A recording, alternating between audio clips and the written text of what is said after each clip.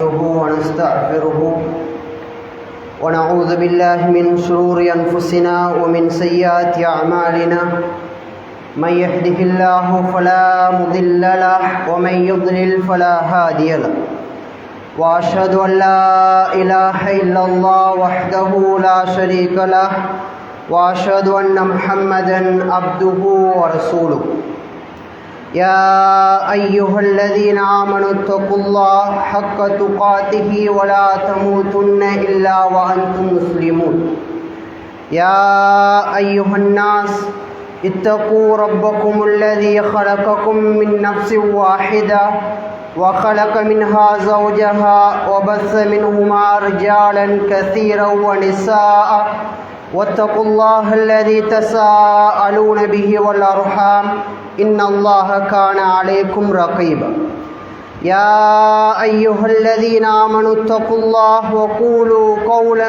سديدا يصلح لكم أعمالكم ويغفر لكم ذنوبكم ومن يطع الله ورسوله فقد فاز فوزا عظيما أما بعد فإن خير الحديث كتاب الله وخير الهدي هدي محمد صلى الله عليه وسلم وشر الأمور محدثاتها وكل محدثة بدعة وكل بدعة ضلالة وكل ضلالة في النار. சர்வ புகழும் புகழ்ச்சியும் ஏக வல்லோன் அல்லாஹுக்கே உரித்தாகட்டுமாக என்று போற்றியவனாகும். அல்லாஹ்வுடைய சாந்தியும் சமாதானமும் அவனது கிருபையும் அன்பும் எம் பெருமானார் முஹம்மது நபி ஸல்லல்லாஹு அலைஹி வஸல்லம் அவர்கள் மீதும் அவர்களுடைய வாழ்க்கை வழிகாட்டலை தமது வாழ்வு நெறியாக எடுத்து நடந்த சஹாபா தோழர்கள் மீதும் பின்வந்த தாபீன்கள் தபஉ தாபீன்கள் இமாம்கள் எம் அனைவர் மீதும் என்றென்றும் உண்டாவதா. ஃபர்லு ஐனான ஜும்மாவினுடைய கடமையை நிறைவேற்றுவதற்காக வேண்டி அல்லாஹ்வுடைய மாளிகையில் அமர்ந்திருக்கும் கண்ணியத்துக்குரிய இஸ்லாமிய சகோதரர்களே, பெரியோர்களே, இஸ்லாமிய மார்க்கம் எம்முடைய ஈருலக வெற்றியை அடிப்படையாக கொண்டு எந்த விடயங்களை எல்லாம் எடுத்து நடக்கும்படி எமக்கு கட்டளை பிறப்பித்திருக்கின்றதோ அந்த விடயங்களை முடிந்த அளவு எடுத்து நடந்து கொள்ளுமாறும், எந்த விடயங்களை விட்டும் இஸ்லாமிய மார்க்கம் ஷிர்க், பித்அத், இணை வைத்தல், அனாச்சாரம் என்று எச்சரிக்கை விடுத்து தடை செய்திருக்கின்றதோ அந்த விடயங்களை நம்முடைய வாழ்வில் முற்றிலுமாக தவிர்ந்து வாழ்ந்து கொள்ளுமாறும் எனக்கும் உங்களுக்குமாக நல்லுபதேசம் புரிந்து கொண்டவனாக இந்த குத்துபா பிரசங்கத்தை ஆரம்பம் செய்கின்றேன். இன்றைய குத்துபா பிரசங்கத்தின் தலைப்பாக அஜ்னபி மஹ்ரமி உறவை பேணுவோம் என்ற தலைப்பு வழங்கப்பட்டுள்ளது. நாம் வாழுகின்ற இந்த காலம் என்பது முந்தைய காலங்களை விட பல வகைகளில் பல வேறுபாடுகளை கொண்ட ஒரு மாறுபட்ட காலம். இன்றைய காலத்தில் பல்கலைக்கழகங்களில், அலுவலகங்களில், வியாபார தளங்களில், சமூக ஊடகங்களில், வாட்ஸ்அப் குழுமங்களில், ஃபேஸ்புக்காக இருக்கலாம், இன்ஸ்டாவாக இருக்கலாம், டெலிகிராமாக இருக்கலாம், இப்படியான தளங்களில், ஆன்லைன் மீட்டிங்குகளில், ஜூம்களில் தொடர்பு முறைகளை ஆண்களும் பெண்களும் தினசரி தொடர்பு கொள்ள வேண்டிய ஒரு இக்கட்டான வாழ்க்கையை நாம் வாழ்ந்து கொண்டிருக்கின்றோம். இத்தகைய சூழ்நிலையில் ஒரு முஸ்லிம் அறிந்து கொள்ள வேண்டிய மிக முக்கியமான விஷயம் என்னவென்றால், எவ்வாறு அல்லாஹ்வினுடைய எல்லைக்குள் இந்த அம்சங்களை உள்ளடக்கிக் கொள்வது. இஸ்லாம் ஆண் பெண் தொடர்பை, ஆண் பெண் இருக்கின்ற அந்த இறுக்கத்தை முற்றிலுமாக தடை செய்த மார்க்கம் கிடையாது. மாறாக அந்த தொடர்பு தூய்மையாக இருக்க வேண்டும், அந்த தொடர்பு மரியாதைக்குரியதாக இருக்க வேண்டும், அந்த தொடர்பு தேவைக்கேற்ப உள்ள ஒன்றாக இருக்க வேண்டும், அந்த தொடர்பு அல்லாஹ்வுடைய சட்ட வரம்புக்குள் இருக்க வேண்டும் என்று எமக்கு வழிகாட்டுகின்றது. இஸ்லாம் மனிதனுடைய இயல்பையும் மனிதனுடைய தேவைகளையும் அறிந்த மார்க்கம். மனிதனுடைய தேவைகளை அறியாத மார்க்கம் இஸ்லாமிய மார்க்கம் கிடையாது. அதே நேரத்தில் மனிதனுக்கு இருக்கின்ற பலவீனத்தையும் இஸ்லாம் அறிந்து வைத்திருக்கின்றது. அல்லாஹு தஆலா அறிந்திருக்கின்றான், நான் படைத்த இந்த மனிதன் எந்த நேரத்தில் எந்த சந்தர்ப்பத்தில் பலவீனம் அடைவான் என்றும் இறைவன் அறிந்து வைத்திருக்கின்றான் என்பதை நாம் புரிந்து கொள்ள முடிகின்றது. அதனால்தான் நாம் பாவம் செய்த பிறகு நாம் பாவத்தினுடைய பாவிகளாக மாறிவிடாமல் பாவத்தை செய்வதற்கு முன்னாலேயே அல்லாஹ்வும் அவனுடைய தூதரும் இஸ்லாமிய மார்க்கமும் இதை செய்யாத என்று எச்சரிக்கை விடுத்து அந்த நேரத்திலேயே தடையை போடுகின்ற மார்க்கத்தை உட்பொழிந்துள்ள மார்க்கத்தை கொண்டுள்ள முஸ்லிம்களாக நாம் வாழ்ந்து கொண்டிருக்கின்றோம். இந்த இடத்தில் நாம் பேசரிக்கின்ற இந்த மஹரம் உறவாக இருக்கலாம், அஜ்னபியத் உறவாக இருக்கலாம். இந்த வார்த்தை பிரயோகம் என்றால் என்ன, மஹரம் என்றால் என்ன, அஜ்னபி என்றால் என்ன என்ற அந்த வார்த்தை பிரயோகத்தை நாம் சரியாக புரிந்து கொண்டால் மாத்திரம்தான் நான் பின்னால் சொல்ல இருக்கின்ற விடயங்களுக்கான விளக்கங்கள் உங்களுக்கு தெளிவாக விளங்கும். பொதுவாக அல்லாஹு தஆலா சூரத்து நிசா 23வது வசனத்தில் சொல்லுகின்றான், ஹுர்ரிமத் அலைக்கும் உம்மஹாத்துக்கும் வபனாத்துக்கும் வாஹவாத்துக்கும், உங்களுடைய தாய்மார்கள், உங்களுடைய மகள்மார்கள், உங்களுடைய சகோதரிகள் இவர்கள் எல்லாம் திருமணம் செய்வதற்கு உங்களுக்கு தடை செய்யப்பட்டவர்.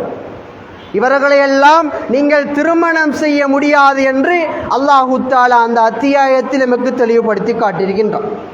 இஸ்லாமிய வரையறையில், இஸ்லாமிய அடிப்படையில் யாரெல்லாம் நிரந்தரமாக திருமணம் செய்ய தடை செய்யப்பட்ட உறவினர்களாக இருக்கின்றார்களோ அந்த உறவினர்களெல்லாம் இஸ்லாமிய வரையறைக்குள் மஹரம் என்ற அந்த அந்தஸ்துக்குள், அந்த சொற்பிரயோகத்துக்குள் உள்ளடக்கப்படுவார்கள். இஸ்லாமிய அறிஞர்கள் மஹரம் என்ற அந்த பதத்தை 3 வகையாக பிரிக்கின்றார்கள். முதலாவதாக நஸப், இரத்த உறவு ரீதியாக எமக்கு திருமணம் செய்வதற்கு தடை செய்யப்பட்ட உறவுகள், ஹராமாக்கப்பட்டவர்கள். அதில் எமது தாய், எம்முடைய தாயினுடைய தாய், எம்முடைய மகள், எம்முடைய மகளுடைய மகள், எமது சகோதரி, எம்முடைய தந்தையினுடைய சகோதரி, எமது தாயினுடைய சகோதரி, எமது சகோதரனுடைய மகள், எமது சகோதரனுடைய மகள். இந்த வகைக்குள் உள்ளடங்கக்கூடியவர்கள் அனைவரும் இரத்த உறவு ரீதியாக திருமணம் செய்ய தடை செய்யப்பட்ட உறவுகள். அடுத்ததாக அர்ரவா, பாலூட்டிய உறவு மூலமாக, தாய்ப்பால் ஊட்டுவதன் மூலமாக திருமணம் செய்வதற்கு தடை செய்யப்பட்ட மஹரம்கள். இந்த மஹரம்களை இமாம்கள் குர்ஆனும் வரைவிலக்கணப்படுத்துகின்ற போது நபி ஸல்லல்லாஹு அலைஹி வஸல்லம் அவர்கள் சொன்னார்கள், யஹ்ருமு மினர் ரவாத்தி மா யஹ்ருமு மினன் நஸப், அதாவது இரத்த உறவால் ஹராமாகும் உறவுகள் பாலூட்டும் உறவாலும் ஹராமாகும். இரத்த உறவால் ஹராமாகிய உறவுகள் அனைவரும், அதாவது திருமணம் செய்வதற்கு ஹராமாக்கப்பட்ட உறவுகள் அனைவரும் பாலூட்டும் உறவாலும் தடை செய்யப்பட்டவர்கள் என்ற அந்த செய்தியை நபி ஸல்லல்லாஹு அலைஹி வஸல்லம் அவர்கள் சொல்வதாக புகாரி, முஸ்லிமில் நாம் பார்க்க முடிகின்றது.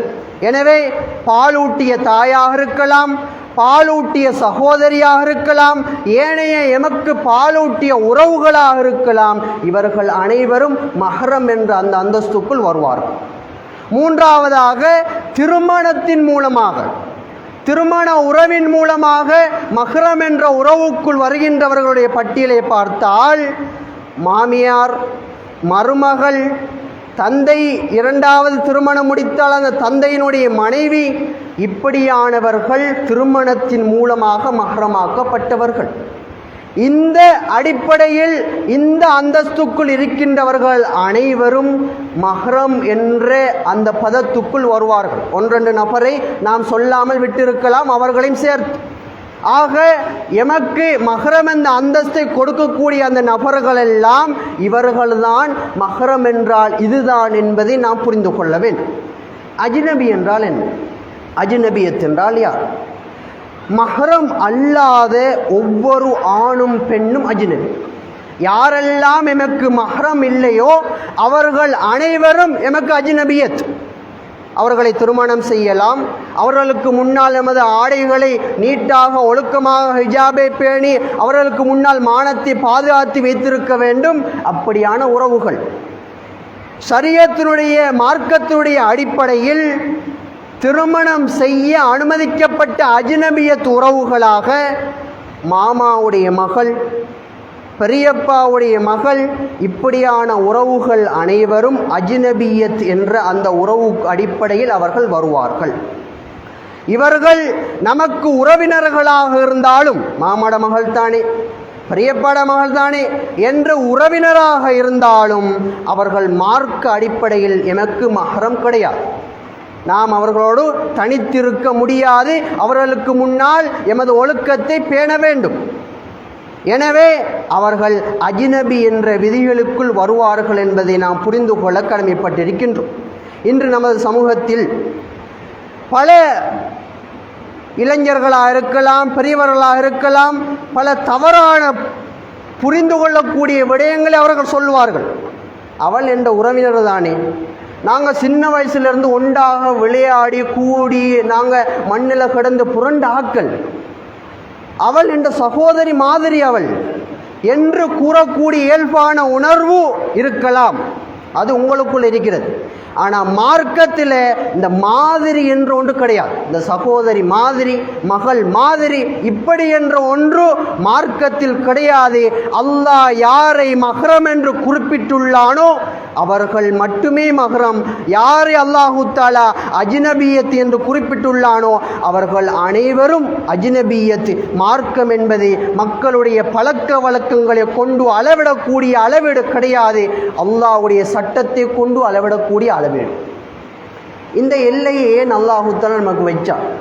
உறவுக்குள்ளேயும் பிரிவு. சில ஆக்களை திருமணம் செய்யலாம், சில ஆக்களை திருமணம் செய்ய இயலாது. இந்த பிரிவுகளை ஏன் அல்லாஹு தஆலா வைத்தான்? சிலர் கேட்கலாம், நாங்களாம் நல்ல நண்பர்கள், எங்கள்கிட்ட தவறான எண்ணம் எதுவும் கிடையாது, நாங்கள் ஒருவரை ஒருவர் மதிக்கிறோம். ஆம், இஸ்லாம் நல்ல எண்ணத்தை மறுப்பதில்லை, இஸ்லாம் நல்ல எண்ணத்தை வரவேற்கின்றது. ஆனால் மனிதனுடைய இன்றைய நிலையை மட்டும் அல்லாஹ் பார்க்கவில்லை. மனிதனுடைய பலவீனத்தையும் நாளை ஏற்படக்கூடிய சோதனைகளையும் அல்லாஹ் தஆலா நன்கறிந்தவர்.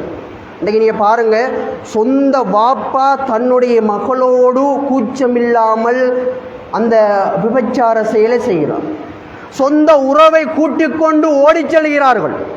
சொந்த உறவுகளுக்குள் பல சொல்ல முடியாத, வாயால் பேச முடியாத பல கேவலமான செயல்கள் நடக்குது. ஏன்?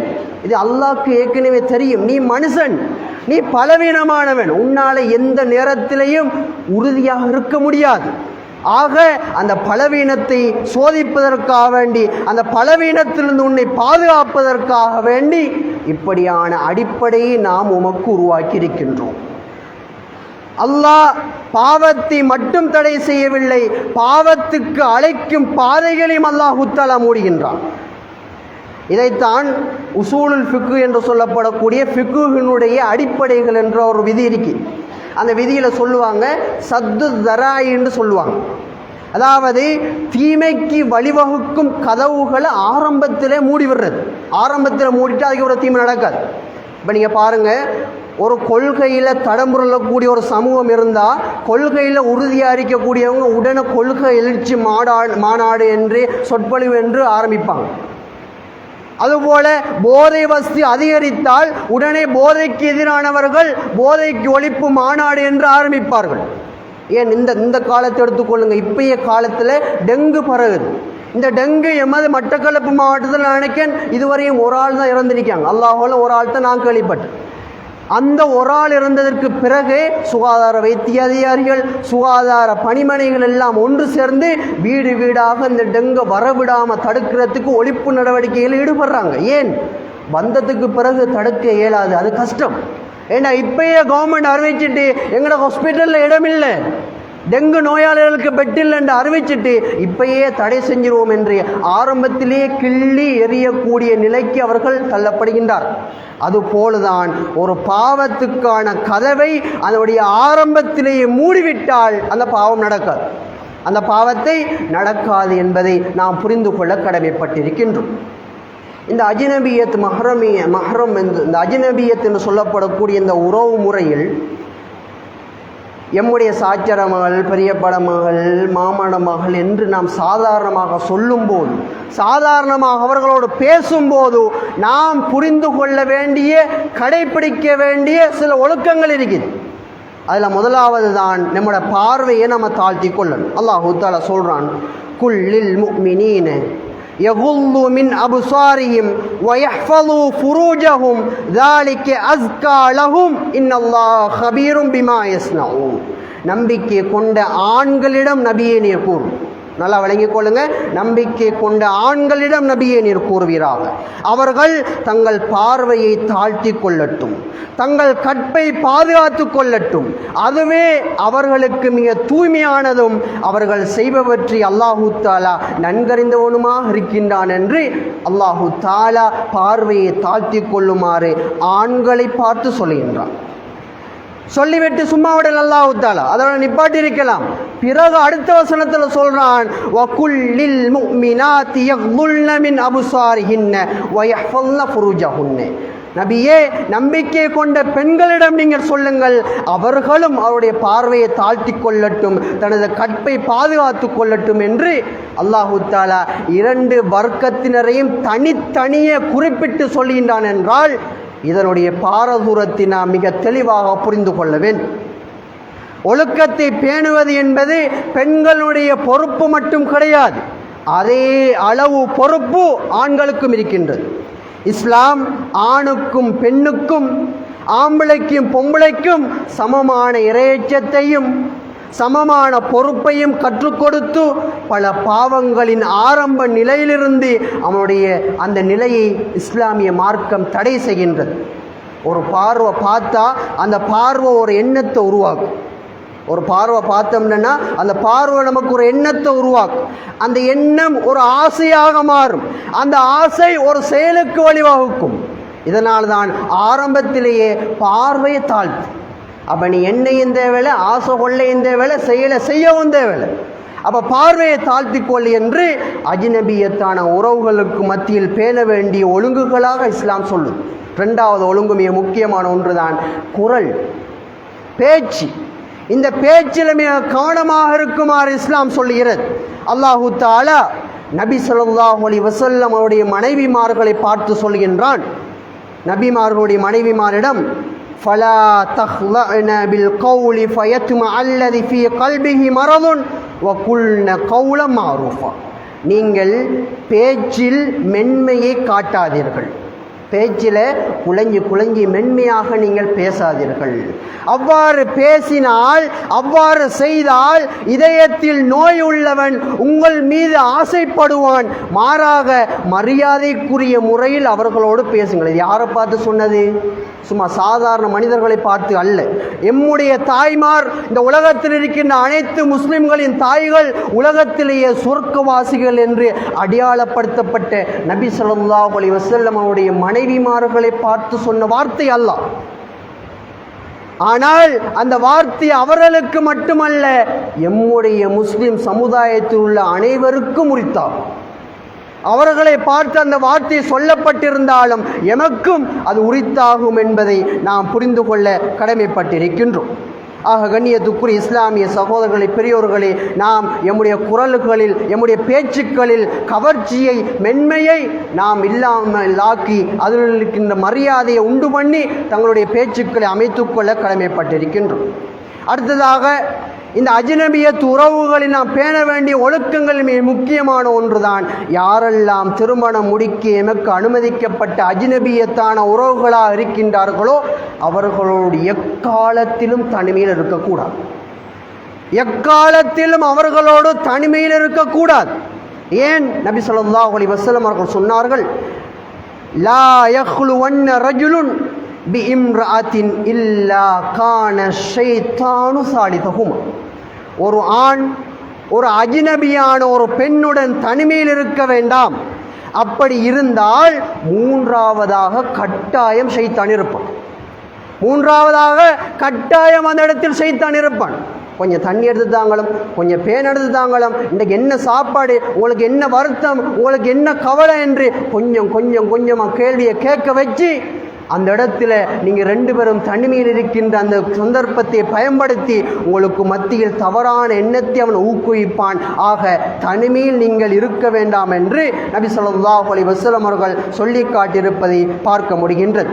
ஆக கண்ணியத்துக்குரிய இஸ்லாமிய சகோதரர்களே, அஜ்னபியத்தா இருக்கின்ற நம்முடைய உறவுகளுக்கு மத்தியில் இப்படியான அந்த ஒழுக்க விதிகளை நாம் கட்டாயம் பேணி பாதுகாக்கக்கூடிய அந்த உரிய மனிதர்களாக நாம் மாற வேண்டும்.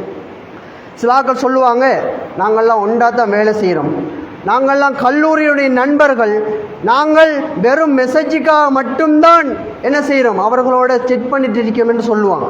இந்த நல்ல நோக்கத்தை இஸ்லாம் மறுக்கலை. வேலை செய்கிறதையோ அல்லது அவங்களோட மெசேஜ் பண்ணுறதையோ இஸ்லாம் மறுக்கலை. ஆனால் மனித மனம் என்பது பலவீனமானது. மனிதனுடைய மனதை எப்போது மாறும் என்று அவனுக்கே தெரியாது. ஆக பல உறவுகள் இவ்வாறு தான் ஆரம்பிக்கின்றது. இது ஒரு சாதாரணமான செயலாக இருந்தாலும் பின்னர் அந்த உரையாடல் உங்களுக்கு மத்தியில் பல பாவங்களை உண்டு பண்ணும் என்பதற்காக வேண்டி அடியிலேயே அதை அப்புறப்படுத்துமாறு இஸ்லாம் பணிக்கின்றது. ஆக கண்ணியத்துக்குரியவர்களே, அஜ்னபியத் மஹ்ரம் உறவுக்கு மத்தியில் இருக்கின்ற வித்தியாசத்தையும் அதில் பேண வேண்டிய ஒழுக்க விதிகளையும் நாம் கட்டாயமாக செவிமடுத்து அதனை ஆராய்ந்து கற்று நம்முடைய வாழ்க்கை நெறிகளை நாம் கொண்டு செல்லக்கூடிய பாக்கியசாலியாக மாற வேண்டும். எல்லாம் வல்ல அல்லாஹு தஆலா அந்த பாக்கியத்தை எனக்கும் உங்களுக்கும் தந்தருள்வானாக. வா ஆகிரு தஅவானா அனில் ஹம்துலில்லாஹி ரப்பில் ஆலமீன்.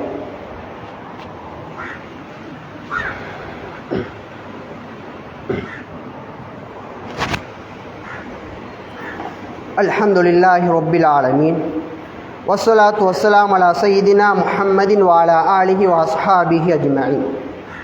அன்புக்குரிய இஸ்லாமிய சகோதரர்களே, பெரியோர்களே, இந்த அஜ்னபி உறவுக்கான விளக்கமும் தெளிவும் தெரிந்தும் சில நபர்கள் என்ன செய்யுங்கன்னா அதில் ஒரு இன்ட்ரெஸ்ட் ஒன்று இல்லை, ஒரு ஆர்வம் ஒன்று இல்லை.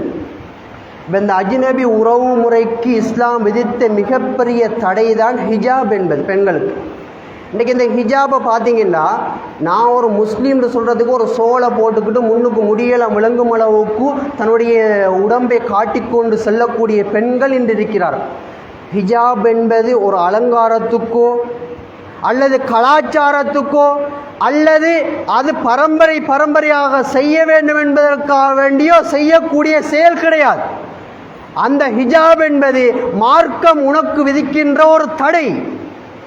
என்ன தடை? உன்னை அந்நிய பெண், அந்நிய ஆண் உன்னை பார்க்காமல், அந்நிய ஆண் உன்னுடைய அழகை ரசிக்காமல், அந்நிய ஆணுடைய பாவத்திலிருந்து உன்னை பாதுகாத்துக் கொள்வதற்காக வேண்டி உனக்கு விதித்த தடையை நீ முட்கோண டிசைனிலும் வட்ட டிசைனிலும் ஏனைய சொல்ல முடியாத டிசைன்களிலும் அலங்கரித்து போட்டுக்கொண்டு அதை துஷ்டப்படுத்துவது என்பது மார்க்கத்துக்கு நீ செய்கின்ற விளைவு என்பதை இதை செய்கின்ற பெண்கள் புரிந்து கொள்ள வேண்டும். நீங்கள் பாருங்கள், ஒரு இனிப்பு பண்டத்தை எடுத்து அந்த இனிப்பு பண்டத்தை நடுவில் வச்சிங்கன்னா அதை சுற்றி எறும்பு, கொசு, பூச்சிகள், புழுக்கள் இதுவெல்லாம் வந்து மொய்த்து அதை ருசித்து சாப்பிடும்.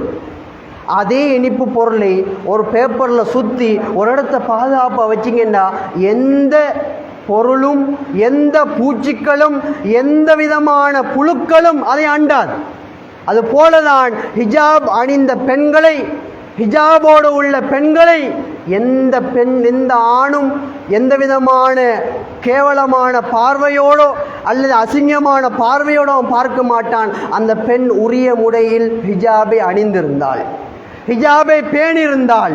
ஆக கண்ணியத்துக்குரிய இஸ்லாமிய சகோதரர்களே, பெரியோர்களே, ஹிஜாபுடைய விளக்கத்தில் எம்முடைய தாய்மார்களையும் எம்முடைய மனைவிமார்களையும் எமது மகள்களையும் நாம் அந்த சகோதரிகளையும் நாம் பேணி பாதுகாக்கக்கூடிய அந்த வழிகாட்டல்களை அவர்களுக்கு கொடுக்க வேண்டும். அது இஸ்லாமிய கடமைகளில், இஸ்லாமிய விளக்கங்களில் மிக முக்கியமானது ஒன்று என்பதை நாம் புரிந்து கொள்ள கடமைப்பட்டிருக்கின்றோம். உங்களுக்கு தெரியும், மூசா அலைஹிஸ்ஸலாம் அவர்கள் மதியன் என்ற பிரதேசத்துக்கு போகிறாங்க. போக்கில் ஒரு தண்ணீர் தொட்டிக்கு கிட்ட மக்கள் எல்லாம் நின்று தண்ணீர் எடுத்துக்கொண்டு தன்னுடைய ஆடுகளுக்கு நீர் பாய்ச்சி கொண்டிருக்காங்க. இதை கண்ணுற்று போட்டு பக்கத்தில் பார்த்தா 2 பெண்கள் தன்னுடைய ஆடுகளை வைத்து கொண்டு வெயிட் பண்ணிட்டு இருக்காங்க, அந்த தண்ணியை கிட்ட போக்கலை. இதை பார்த்த மூசா அலைஹிஸ்ஸலாம் அவர்கள் என்னென்று கேட்கக்குள்ள, ஆம்பளைகள் எல்லாம் தண்ணியை பிடிச்சி அவங்களோட ஆடுகளுக்கு தண்ணீரை புகட்டியதற்கு பிறகுதான் நாங்கள் எங்களுடைய ஆடுகளுக்கு புகட்டலாம், அதனால் நாங்கள் காத்து கொண்டிருக்கிறோம் என்று அந்த பெண்கள் சொல்கிறார்கள். மூசா அலைஹிஸ்ஸலாம் அவர்கள் அவருடைய ஆடுகளை அழைத்து கொண்டு அந்த தண்ணீர் தொட்டிக்கு கிட்டே எடுத்து சென்று அந்த ஆடுகளுக்கு நீர் புகட்டி அந்த ஆடுகளை மீண்டும் அந்த பெண்களிடம் ஒப்படைத்து விட்டார்கள். இந்த செய்தியை அந்த பெண்கள் அவருடைய தந்தையிடம் சொல்கிறார்கள். தந்தை சொல்கிறார், அந்த மனிதனை அழைத்து வாருங்கள், அந்த மனிதரை உங்களோடு அழைத்து வாருங்கள் என்று. அந்த பெண்மணி நடந்து கொண்ட விதத்தை நீங்கள் தப்சீர் நூல்களில் பாருங்கள். குனிந்தவளாக, தலையை குனிந்தவளாக, வெட்கத்தோடு மரியாதையோடு மூசா அலைஹிஸ்ஸலாம் அவரிடம் வந்து, உங்களை எங்களுடைய தந்தை அழைத்து வரச் சொன்னார், நீங்கள் வாருங்கள் என்று கூப்பிடுகிறார். அதே பாணியில் மூசா அலைஹிஸ்ஸலாம் அவர்களும் தலையை குனிந்தவர்களாக ஆம் என்று சொல்லிவிட்டு வருகிறேன் என்று சொல்கிறார்கள். செல்லும்போது 2 பெண்களும் முன்னால் செல்கிறார்கள். மூசா அலைஹிஸ்ஸலாம் அவர்கள் பின்னால் வருகிறார். மூசா அலைஹிஸ்ஸலாம் நினைக்கிறார்கள், கடும் காற்று அடித்து அந்த பெண்களுடைய ஆடைகளெல்லாம் விலகி அந்த பெண்களுடைய உடல் அமைப்பெனுக்கு தெரிந்துவிடுமே என்று பயந்து மூசா அலைஹிஸ்ஸலாம் அவர்கள் அந்த பெண்களை, எனக்கு பின்னால் வாருங்கள், நான் முன்னால் செல்கிறேன், நான் வழி தவறி சென்றால் என்னை கூப்பிடாதீங்க, ஒரு கல்லை எடுத்து எனக்கிட்ட எரிஞ்சா விளங்கிடும், நான் தவறான பாதையில் போகிறேன், நீங்கள் என்னோட பேசக்கூடாது. சுப்ஹானல்லாஹ். ஒரு நபி 2 பெண்களுக்கு உதவி செய்தல் மூலமாக அந்த பெண் விரும்பி அந்த பெண் தன்னுடைய தந்தையிடம் கூறிய சம்பவத்தினுடைய அந்த வரலாறு தான் இது. அவர் நடந்து கொண்ட விதம் எமக்கு படிப்படியாக இருக்க வேண்டும். நம்ம ஒரு பொம்பளைக்கு ஒரு உதவியை செஞ்சால் அந்த உதவியோடு அதை முடிச்சிடணும். இன்றைக்கு அந்த உதவியோடு முடிக்கிறதில்ல. அந்த உதவிக்கு பதிலாக தொலைபேசி இலக்கத்திலிருந்து, குடும்பத்திலிருந்து, வீட்டிலிருந்து, பயணத்திலிருந்து நம்முடைய பயணங்களை தொடர்ந்து நம்மளை அறியாமலேயே நாம் பாவத்தில் மூழ்கி விடுகிறோம். இன்றைய பாருங்கள், இன்றைய காலத்தில் பெண்கள் விஷயத்தில் மிக மிக மிக அலட்சியமாக இருக்கின்றவர்கள் படித்தவர்கள். நான் எல்லாரையும் குற்றம் சொல்லல, படித்தவர்கள் சமுதாயத்தில் மிக பிரபலியமானவர்கள், சமுதாயத்தில் அந்தஸ்துள்ளவர்கள். பெண்கள் விஷயத்தில் வீக், பொருளாதாரத்தில் ஃபெஸ்ட்டில் அடிப்பாங்க, தொழுகை விஷயத்தில் இபாத விஷயத்தில் ஃபெஸ்ட்டுக்கு அடிப்பாங்க. பொம்பளைண்டு வந்துக்கிட்டா அதில் 0 ஆயிடுறாங்க. அது மனுஷன் இயல்பு தான், அது யாராக இருந்தாலும் அந்த இயல்புக்குள்ளே தள்ளப்படுவாங்க தான். அதற்காகத்தான் இஸ்லாம் சொல்லுது, அடிப்படையே நீ அவளை பார்க்காது, அவளோட மென்மையாக நீ அவளோட மிக ஆசையோடு பேசாது. அந்த பேச்சு, அந்த பார்வையை நீ கட்டுப்படுத்தினால் உனக்கு இந்த நிலைமை வராது. யூசுப் அலைஹிஸ்ஸலாம் அவர்கள் வரலாற்றை பாருங்கள். யூசுப் அலைஹிஸ்ஸலாம் அவர்கள் இந்த உலகத்தில் இருக்கின்ற அரைவாசி அழகு வழங்கப்பட்ட நபி என்று சொல்லப்படுகிறது. அந்த நபி அரசனுடைய மாளிகையில் வளர்கிறார். அரசனுடைய மாளிகையில் வளர்ந்து பெரிய ஆளாகிறார். பெரிய மனிதராயினத்துக்கு பிறகு அரசருடைய மனைவிக்கே யூசுப் அலைஹிஸ்ஸலாம் அவர்கள் மீது ஆசை வருகிறது. அந்த அளவுக்கு அழகானவர், அந்த அளவுக்கு உடலால் தோற்றத்தால் கவர்ச்சியான ஒரு மனிதராக காணப்பட்டார். இதனை கேள்விப்பட்ட அரசவையில் இருந்த ஏனைய தோழிகள் எல்லாம் நக்கலடிக்கிறார்கள். ஒரு சாதாரண ஒரு மனுஷன், வளர்த்து எடுத்த ஒரு சாதாரண மனுஷன், அந்த மனுஷனுக்கா நீங்கள் ஆசைப்படணும், அவரையா நீங்கள் காதல் கொள்ளணும் என்று மக்கள் எல்லாம், தோழிகள் எல்லாம் கேள்வி பண்ணுகிறார்கள். உடனே அந்த அரச சபையில் இருந்த அந்த அரசருடைய மனைவி அந்த பெண்களிடம் ஒரு பழத்தை கொடுத்து, அந்த பழத்தை வெட்டக்கூடிய கத்தியையும் கொடுத்து ஒரு அறையில் இருக்கச் செய்கிறார். இருக்கச் செய்ததற்கு பிறகு யூசுப் அலைஹிஸ்ஸலாம் அவர்களை கதவை திறந்து கொண்டு இந்த அறைக்குள் வா என்று அழைக்கிறார். பெண்கள் எல்லோரும் கத்தியை வைத்துக்கொண்டு கத்தி மூலமாக பழத்தை வெட்டுவதற்கு தயாராக இருக்கின்றார்கள். அரசி சொல்கிறாள், நீங்கள் இப்போது பழத்தை வெட்டுங்க. யூசுப் அலைஹிஸ்ஸலாம் அவங்க வாராங்க. யூசுப் நபியை பார்த்த பார்வையிலேயே அவருடைய அழகில் மயங்கி தன்னுடைய பழத்தை வெட்டுவதற்கு பதிலாக தன்னுடைய கையை வெட்டி கொண்டார். அந்த அளவிற்கு அழகால், கவர்ச்சியால், குணத்தால் உயர்ந்த மனிதராக இருந்தார். இவர் அந்த அரசவையில் இருந்த அரசிக்கு ஆசை வந்து அவரை அடைய வேண்டும் என்ற எண்ணத்தில் தனிமையில் கூட்டிச் சென்று அறைக்குள் தாப்பாலிட்டு அறையை பூட்டிவிட்டு யூசுப் அலைஹிஸ்ஸலாம் அவர்களும் அந்த அரசவையில் இருந்த அரசருடைய மனைவியை மாத்திரம்தான் இருக்கிறார்கள், வேறு யாரும் இல்லை. சுப்ஹானல்லாஹ், யோசிச்சு பாருங்க, அரசருடைய மனைவி என் மேல ஆசைப்படுறார், நானும் அவளை இப்போ தனியே தான் இருக்கும், என்னை அடைந்து கொள் என்று அரசருடைய மனைவி சொல்கிறாள். யூசுப் அலைஹிஸ்ஸலாம் அவர்கள், அல்லாஹ்வை நான் பயந்து கொள்கிறேன், சுப்ஹானல்லாஹ், அல்லாஹ்வை நான் பயந்து கொள்கிறேன், இப்படியான கேவலமான செயல்களை நான் செய்வதை விட்டும் அல்லாஹ்விடம் பாதுகாப்பு தேடுகிறேன் என்று அந்த இடத்தில் அல்லாஹ்விடம் பாதுகாப்பு தேடினார். அதன் மூலமாக அல்லாஹு தஆலா அவரை பாதுகாத்த சம்பவங்கள் எல்லாம் பின்னால் வரலாறு தொடர்கிறது. இதெல்லாம் நபித்தோருடைய வரலாறுகள். இந்த வரலாறுகள் எல்லாம் நாம் படித்து தெளிவு பெற்றால் நிச்சயமாக இதில் நாம் மிக கடுமையாக மிக உறுதியாக இருப்போம். கண்ணியத்துக்குரியவர்களை, நபி ஸல்லல்லாஹு அலைஹி வஸல்லம் அவர்கள் சொன்னார்கள், ஒரு எக்ரிமெண்ட் ஒன்று சைன் வைக்க சொல்கிறாங்க நபி அவங்க. ஒரு எக்ரிமெண்ட், யார் தன்னுடைய 2 தொடைகளுக்கு மத்தியில் இருக்கின்ற மர்மஸ்தானத்தையும், யார் தன்னுடைய 2 தாடைகளுக்கு மத்தியில் இருக்கின்ற நாக்கையும் பாதுகாப்பேன் என்று உறுதிமொழி தருகிறாரோ, நான் பாதுகாப்பேன் என்று எக்ரிமெண்ட்டில் சைன் வச்சு தந்தீங்கண்டா நான் அவங்களுக்கு உறுதிமொழி தாரேன், சுவர்க்கத்தை நான் உனக்கு பெற்றுத்தார். சுப்ஹானல்லாஹ், சுவர்க்கத்தை நான் உனக்கு பெற்று தருகிறேன். நீ மர்மஸ்தானத்தையும் நாவையும் கெட்ட செயலிலிருந்து பாவத்திலிருந்து பாதுகாத்தால் உனக்கு சொர்க்கத்தை நான் எடுத்துத்தார், நான் அதுக்கு பொறுப்பு. இது யார் சொல்றது? காத்தமுல் அன்பியா, இந்த உலகத்திலே அனுப்பப்பட்ட இறுதி தூதர், நபிமார்கள் அனைவருக்கும் தலைவராக அனுப்பப்பட்டவர் அந்த நபி ஸல்லல்லாஹு அலைஹி வஸல்லம் அவர்கள் சொல்லக்கூடிய வார்த்தை. இந்த வார்த்தையை நாம் தெளிவாக புரிந்து கொண்டால் நிச்சயமாக இந்த அஜ்னபியத் உறவு முறைகளில் நாம் மிக தெளிவாக கவனமாக இருப்போம். கண்ணியத்துக்குரியவர்களே, இறுதியாக அல்லாஹு தஆலா சொல்கிறான், நபி ஸல்லல்லாஹு அலைஹி வஸல்லம் அவர்கள் சொல்கிறார்கள், இந்த மனித சமுதாயத்துக்கு கொடுக்கப்பட்டுள்ள சோதனைகளில் மிக முக்கியமான சோதனைகள் 2, சொத்துக்களும் பெண்களும். சொத்தும் பெண்ணும், இந்த 2ம் அல்லாஹு தஆலா இந்த மனித குலத்துக்கு கொடுத்தது எதற்காக வேண்டி என்றால், யார் நல்லவன் யார் கெட்டவன் என்று அடையாளப்படுத்துறது, யார் தக்வாவில் உண்மையாக இருக்கிறான், யார் பொய்க்கு தக்வாவை வச்சுக்கொண்டு அவன் வெளியே பாவமான செயல்களை செய்கிறான் என்பதை அடையாளம் காட்டுவதற்காக வேண்டித்தான் அதை அல்லாஹு தஆலா கொடுத்திருக்கின்றான். அந்த சோதனையில் நம்ம வெற்றி பெறணும்.